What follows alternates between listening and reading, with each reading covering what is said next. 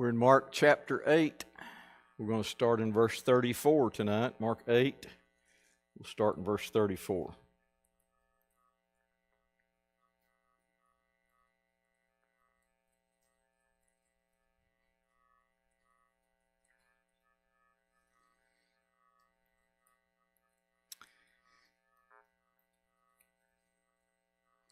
If you remember, leading up to where we are tonight, there was this obvious misunderstanding by the disciples about what they need to focus on.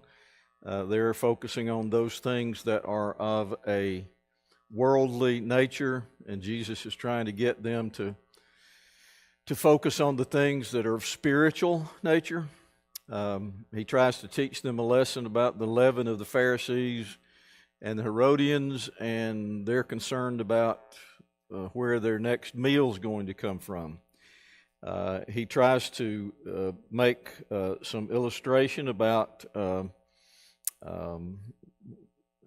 this when he heals the blind man, it seems, and then he asks them, "Who do men say that I am?" And then he asks, "Who do you say that I am?" And Peter's response is, "You are the Christ."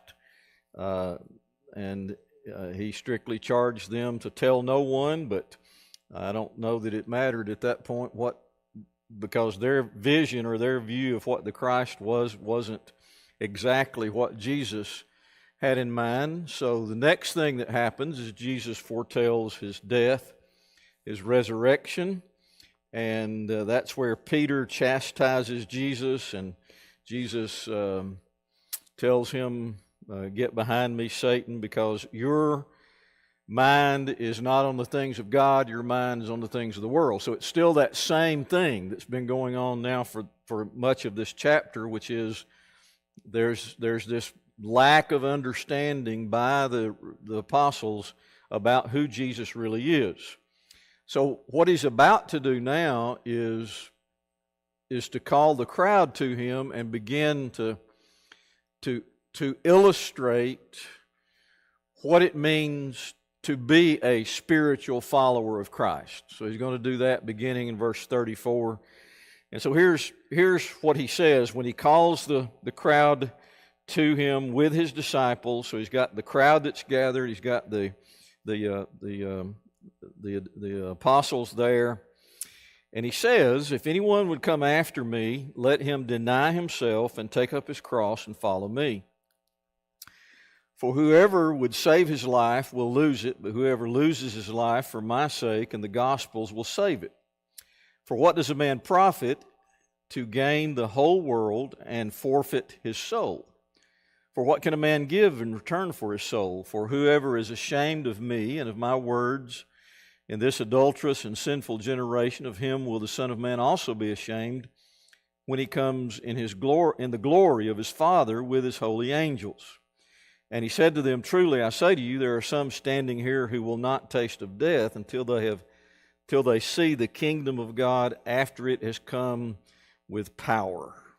Now that chapter 9 verse 1, that's an unfortunate chapter break, but that chapter 9 verse 1 ends this section because he's going into the Transfiguration, chapter 9 verse 2. So this section goes from 8:34 through chapter 9 verse 1, and this is Jesus as he's called the crowd to him, and he's teaching them about what it means to be a disciple. What does discipleship look like?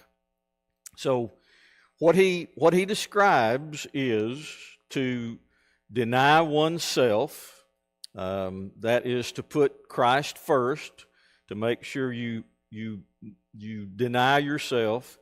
And he continues by saying that what you have to do is be a committed follower of mine and put your mind on the things that are of a spiritual nature, not on the things that are of an earthly nature. Because he says, if you lose your life for my sake, then you'll save it.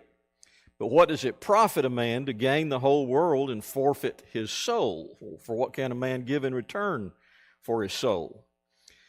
You might remember that already Jesus has approached this subject in Mark, and he said, you must deny yourself and take up your cross and follow me. So you've got this theme that's that Jesus has kind of used to try to get his point across about what discipleship really means.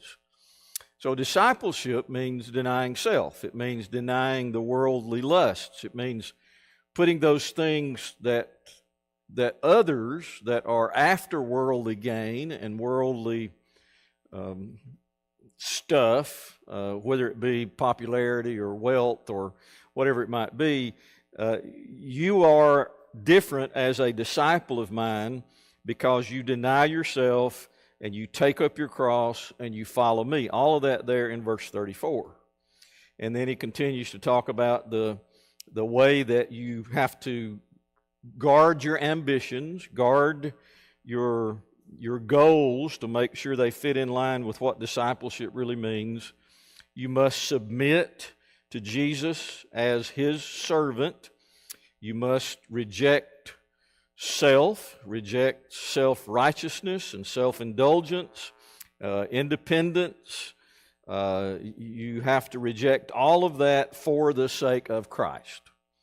And that's kind of a summation of what he says here.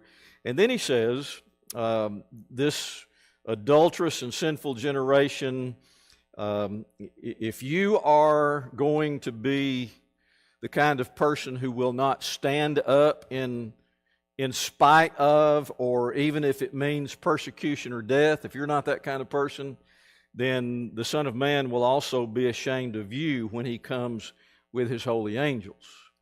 And then in chapter 9, verse 1, there's this statement that tells you a little more about the kingdom when he says that you folks that are standing here, some of you guys are going to still be alive when the kingdom of God comes in power. Well, that you fast forward to the book of Acts, chapter 2, and that power that's going to come is going to be the Holy Spirit there on the day of Pentecost. And so there evidently are going to be some, well, not evidently, but obviously some are going to be alive and be able to witness the coming of the power of God in the form of the Holy Spirit there in Acts 2.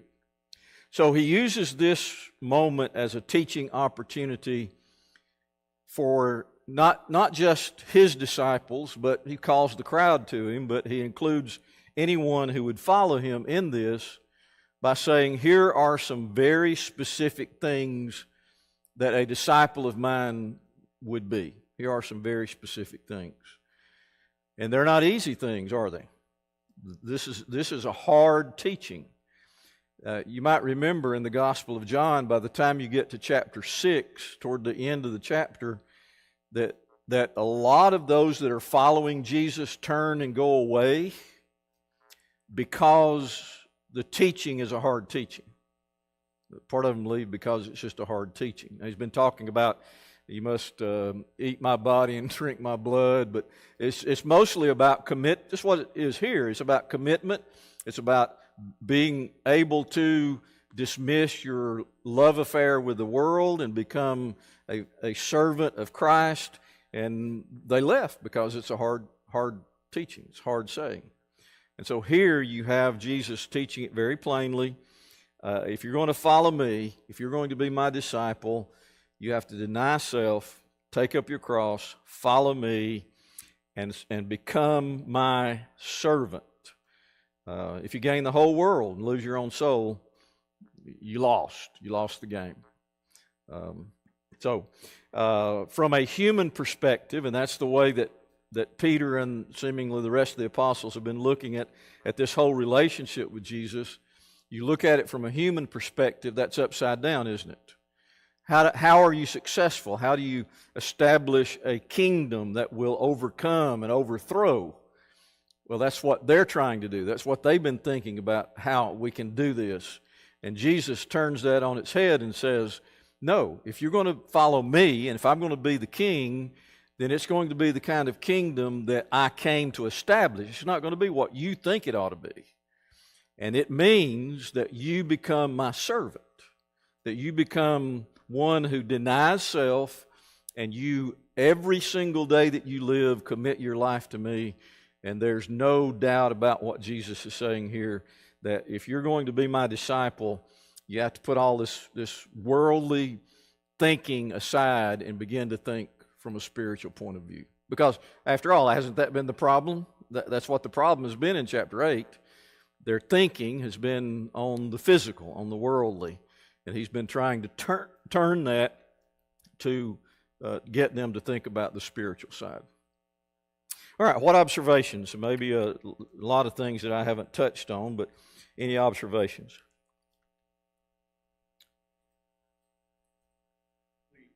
The crowd this was a Roman audience. They knew exactly what the cross was. Sure. Mm-hmm.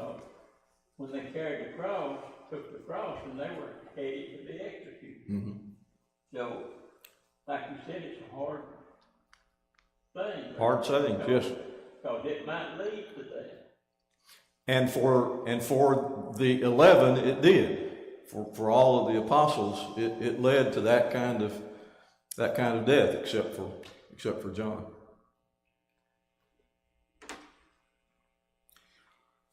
So I think the key. This is just my observation.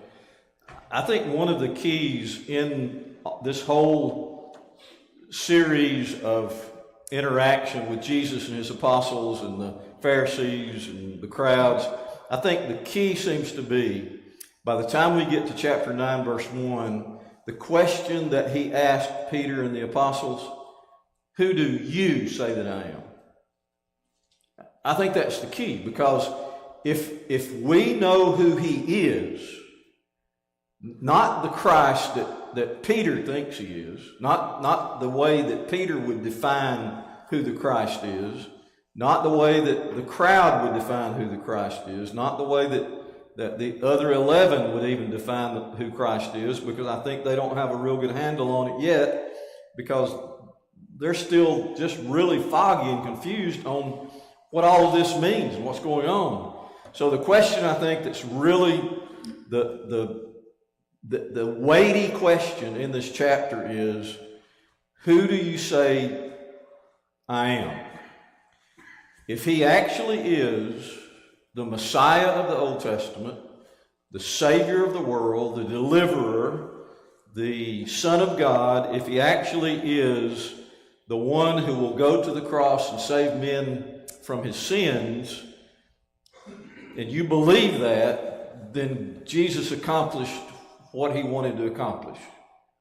And that was to enlighten, to teach, so that they could see who he is, so they know who they need to be. Because you see, the apostles can't really be who they need to be till they see who he is. If he's just this king who came to take the throne and run off the Romans, then their view is wrong and their view is skewed so that they'll never be what Jesus wanted to make them into. So once then they understand who he is, then they can understand who they need to be. And he doesn't stop, because what's going to happen next? Chapter 9, verse 2. He's going to take them up on the mountaintop and show them a big to-do. And so now, do you kind of get it? Do you kind of grasp who I am? Anything else? When I read this too, I see the commitment that these men had to make. And he's trying to tell them it's not just a fly-by-night commitment. It's an all-in commitment. Because he's got other people that have come to him and said, you know, I want to be your disciple, but let me go home and bury my father. Jesus said, look at the dead Gary did that. When the rich man comes and says, you know, he wants to be a disciple, and, you know, he can do everything but that one commitment. Mm-hmm. So it's an all in for these people. I mean, it's all in, it's all or nothing. It is. John's statement that one of the things that they may have a hard time grasping is the the all-in idea. It's not to leave part of it. It's all of it. It's a full commitment. So I think really what he's talking about in chapter 9, verse 1, 2 is that the immediacy of the moment. It's not like this thing is going to play out for a long, long time. Jesus is very near his death by this time, and once he dies and all of this everything starts to move as God has planned it, 50 days and the kingdom's going to be there. The kingdom's going to start with this power that he describes, chapter 9, verse 1. So there is immediacy in the statement and in this teaching opportunity here from 8:34 and following, when he's trying to let them know that you better get this. You better grasp this pretty quickly because it's coming.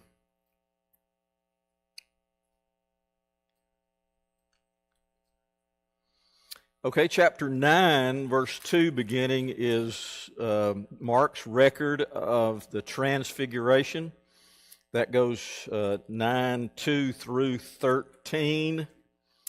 I guess just to get the whole gist of it all and grasp that, I'll just go ahead and read that whole section. That'll be chapter 9, verse 2 through verse 13. And this is the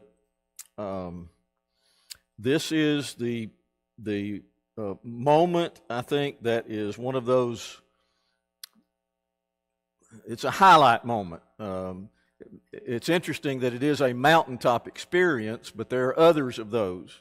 So when you look through, for instance, you look through the Gospel of Mark, and you'll find that you've got any of the Gospels are basically the same thing, and you're going to look, and it's going to be the birth, which Matthew and Luke record the birth, but it's going to be birth. It's going to be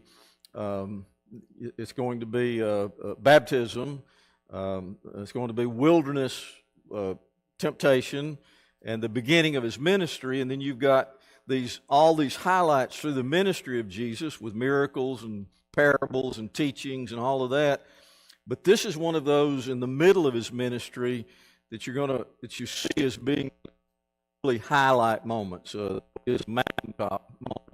It is still one of those highlights. And then, of course, you move into that, and you'll get the upper room, the Last Supper, and you see the Gethsemane and the rest, and you move into the trials and the crucifixion and the resurrection, and then every appearance after that resurrection is one of those highlight moments as well. But this is one of those moments that stands out. That's what I was trying to say, is that this is one of those big moments in the life of Jesus as he tries to teach. And he just takes, which is interesting, but he does take these three with him. Chapter 9, verse 2. And after 6 days, Jesus took with him Peter, James, and John, and led them up a high mountain by themselves. And he was transfigured before them, and his clothes became radiant, intensely white, as no one on earth could bleach them. And there appeared to them Elijah and Moses, and they were talking with Jesus. And Peter said to Jesus, "Rabbi, it is good that we are here. Let us make 3 tents, one for you, one for Moses, and one for Elijah." For he did not know what to say, for they were terrified. And a cloud overshadowed them, and a voice out of the cloud, "This is my beloved Son, listen to him." And suddenly, looking around, they no longer saw anyone with them but Jesus. And as they were coming down the mountain, he charged them to tell no one of what they had seen until the Son of Man had risen from the dead. So they kept the matter to themselves, questioning what this rising from the dead might mean. And they asked him, "Why do the scribes say that first Elijah must come?" And he said to them, "Elijah does first come to restore all things. And how is it written of the Son of Man that he should suffer many things and be treated with contempt? But I tell you that Elijah has come, and they did to him whatever they pleased, as it is written of him. Okay, note that when they get up on this mountain, the first thing that happens is Jesus is transfigured. That word transfigured sometimes is translated transformed. It's really not a special word, but some want to translate it as transfigured. But he transforms before their very eyes. His clothes become radiant, so intensely white that it's obviously a miracle, because no man could get them that white. They're brilliant white. So he even makes that statement, Mark does, that no one on earth could bleach them. It's obviously a something that's supernatural in the way that Christ is transformed. His clothes became radiant, intensely white, as no one on earth could bleach them. And once Jesus goes through this transforming, this obvious transformation, then you have Elijah and Moses who appear and begin to talk with Jesus. Now, this is where it seems that none of the three know what to do. Put yourself there. What do you do? I mean, put yourself right there on that mountaintop, and this is happening. I know what Earl Hicks would have done. He'd have went and introduced himself to him. In fact, yeah, take a picture. There's probably somebody here who has enough boldness. Beverly probably would. She'd go up to him and say, can I bake you a cake? Something. I don't know.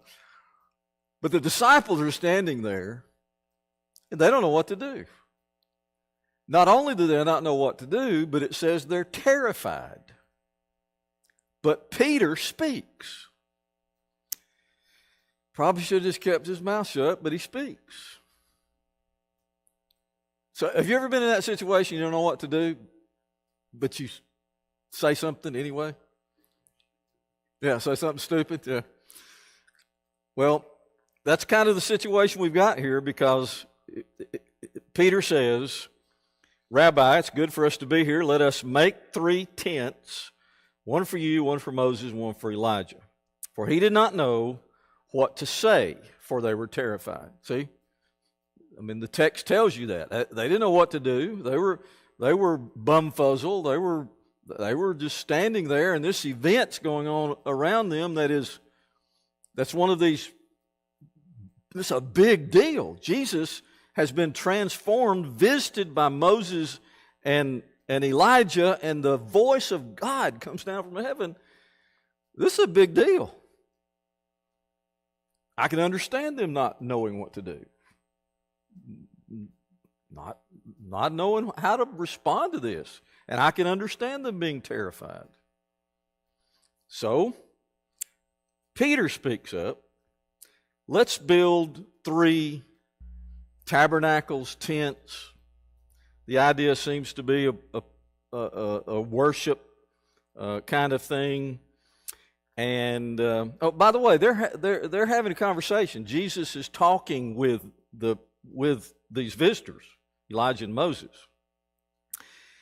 And then Peter says, it's good for us to be here. Let's make 3 tents, one for you, one for Moses, one for Elijah, for you to know what to say. For they were terrified. And then, I think obviously there's the reason that right now is when the voice from heaven speaks, and it says, this is my beloved Son, listen to him. When have you heard that before? At Jesus' baptism, okay? Now, were the disciples there at Jesus' baptism? I don't know. I suspect they were not, because he didn't choose them till later. Could they have been? I don't know. Could have been. But they are here now. The 3 of them are. And they hear this voice from heaven, the voice of God, out of the cloud. that says, "This is my beloved Son, listen to him."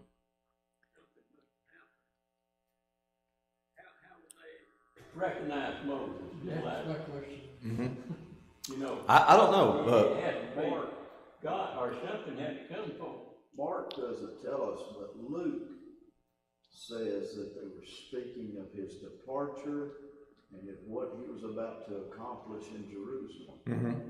I don't think they were paying attention to what they were talking about. I think that's why it got cut off, and then God spoke.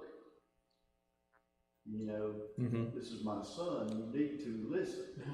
But I think he took them up there for a purpose, and I don't think they were ready for that. It was so Yeah, it was incredible. it was incredible, But and I think the reason for it, he was demonstrating to them, like you were talking about earlier, what he had come to accomplish and do. That's why Luke said what when he was about to depart, because you had Moses, he had come to fulfill the law and the prophets. Well, there was Moses, he was representing the law, and Elijah was representing the prophets. And I think that's what they were talking about.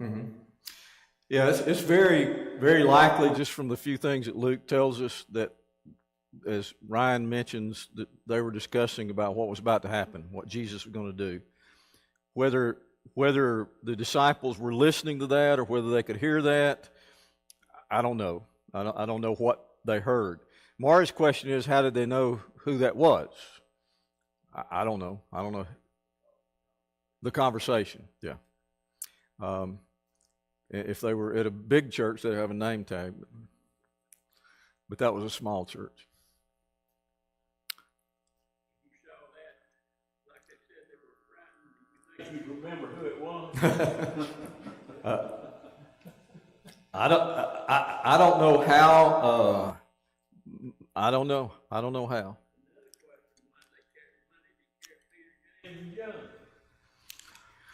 Yeah, that's a good question, and I've wondered about why he chose them. But those were the three closest. They were that inner circle.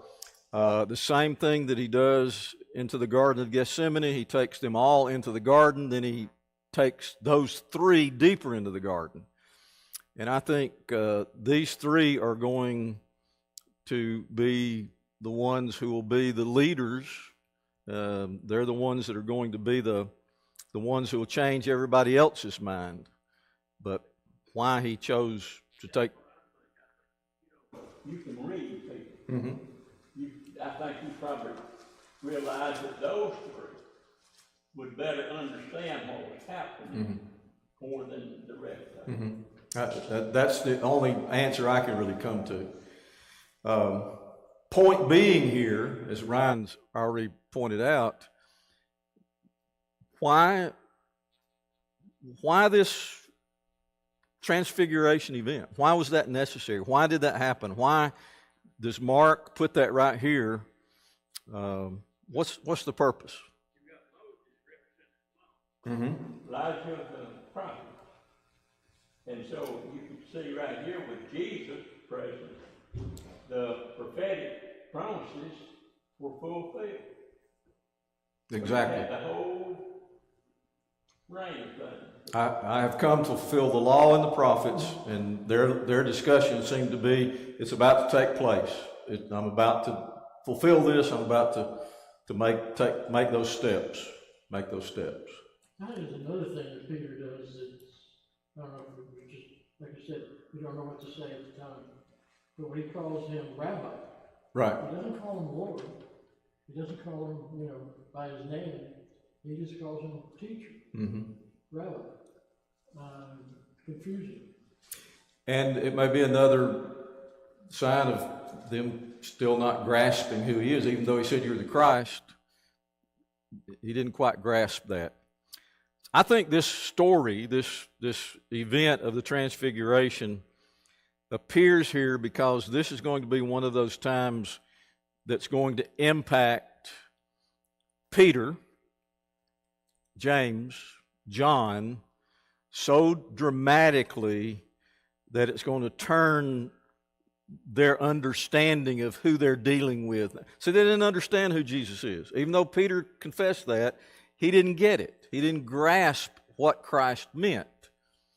And so now that they come down off this mountain, his hearing the Father say, "This is my beloved Son," that would have to be ingrained in those three apostles forever, till the day they died. It would have to be ingrained. I think more proof so that they could be brought along to the point where they would finally understand better who Jesus really is. Because only by understanding who Jesus is can they understand what they ought to be.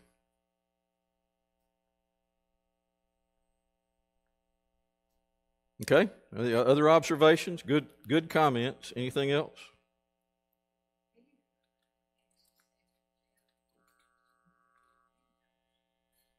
It aimed him standing up and get up. Mm-hmm. So it was almost as if he was kind of a leader. Right, yes. What you think that? I think he has been kind of the leader All the way through this relationship with Jesus as they're moving deeper into an understanding faith. And by the time you get to Acts 2, yes, it records him, and I think he still is, and maybe even, not maybe, but he's an even greater leader now by the time you get to Acts chapter 2, because he has failed, he has been restored, and he has now an understanding of the death, burial, and resurrection, which he didn't have right here. He didn't have that right here.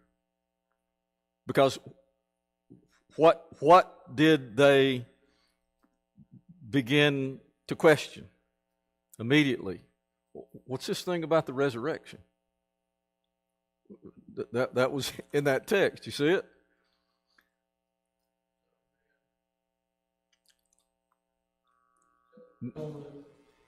until the Son of, don't tell anybody until the Son of Man is risen from the dead. So they kept the matter to themselves, questioning what this rising from the dead might mean. I mean, they still don't. They just saw Jesus. Anyway, I belabor the point, don't I? But Mark does, doesn't he? Mark just keeps hammering it home. So they didn't understand the resurrection. They didn't understand all of that was going to happen. And so they're moving.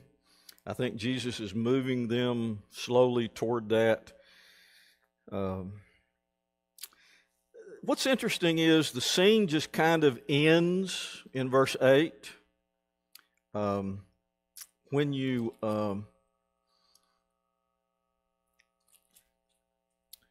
suddenly looking around, they no longer saw anyone with them but Jesus only, and they were coming down the mountain.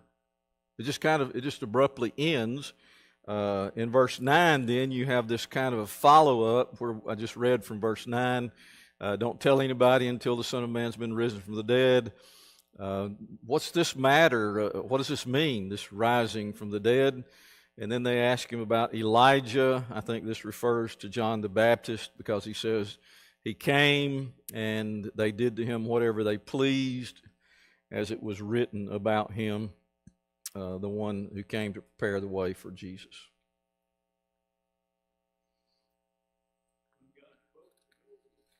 Yeah, that wasn't any more to say, was there? God spoke, "This is my beloved Son, listen to him. Let's shut this thing down and get off this mountain." That's what they did.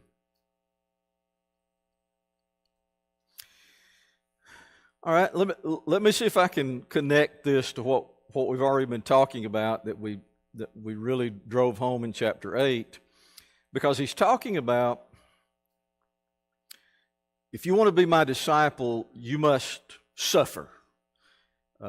He stated that earlier on in the chapter. He states it again at the end of the chapter. You got to deny yourself, take up your cross, follow me, become my servant, leave all of the worldly things behind, and be willing to be selfless in the way that you follow me. All of that. And he also drove home the fact that if you're going to be my follower, you're going to suffer, just like they persecute me, they're going to persecute you. So he keeps driving that home. You have to be willing to suffer.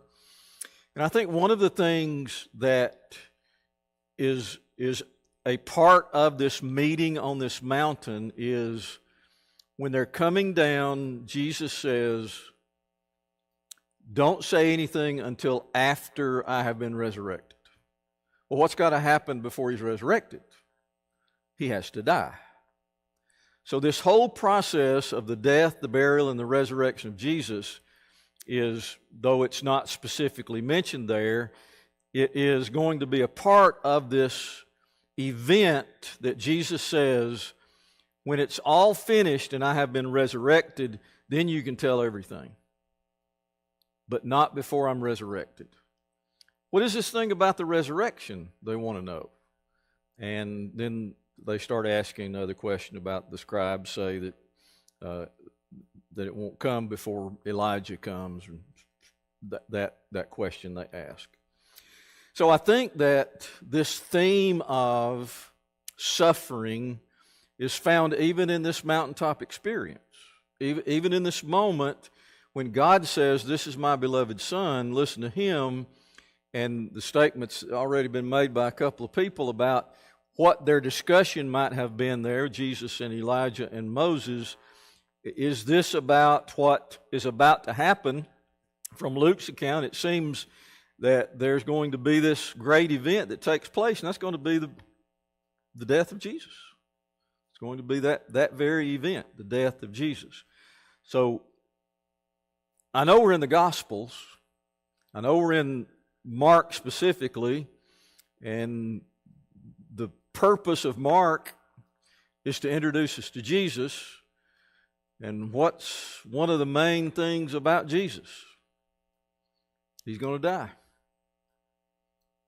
His death. That's going to be the very center of the gospel message, the death, burial, and resurrection of Jesus. All right, any other observations? By the way, in all three accounts, in all three of the synoptic gospels, Matthew, Mark, and Luke, this transfiguration event follows, you must deny yourself, take up a cross, and follow me. So there must be some kind of really strong connection for all three gospels to give the same series of accounts, which is deny yourself, take up your cross, follow me, become my servant, and then you have this transfiguration on the mountain in all three of those gospels. He says, listen, and then they start questioning him. Right. Still questioning. I still question. Yeah. All right, anything else? Our time is short, so I'm not going to really start anything else. But what you're going to have in 14 through 18 of chapter 9, there's going to be some more, there's going to be a healing and some more problem, and that's really going to work its way all the way through verse 29. So if you want to read 14 through 29 to get ready for next week, that's where we'll be.